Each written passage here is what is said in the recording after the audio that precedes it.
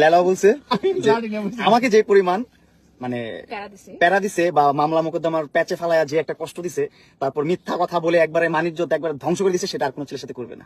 But তুমি এটা তো তুমি তোমাকে বলতে হবে যে তুমি আর কোনো মেয়ের সাথে এরকম করবে না। তুমি বলো এটা আগে মুখ দিয়ে, আমারটা বলো না। আমি প্রথম বলছি না, তখন আমি ফার্স্ট ছিলাম না, এখন তুমি ফার্স্ট বলো। সববারই তুমি ফার্স্ট থাকবা। না না না, আমি ফার্স্ট থাকছি না। এবার আপু করে দেন। আচ্ছা হ্যাঁ, আমি কোনো ছেলেকে এত কষ্ট দিব না।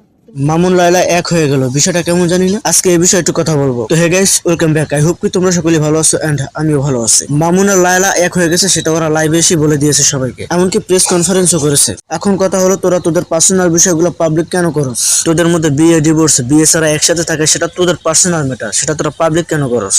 আর যেহেতু পাবলিকই করে ফেলছস, সেহেতু কেউ কথা বলে সেটা নিয়ে তোরা থ্রেট দিস কেন? এটা তো ঠিক না মাতারি। যেহেতু তোরা তোদের পার্সোনাল বিষয়গুলো পাবলিক করছস, সেহেতু তোর পার্সোনাল বিষয় আর পার্সোনাল বিষয় নয়, এটা পাবলিক হয়ে গেছে।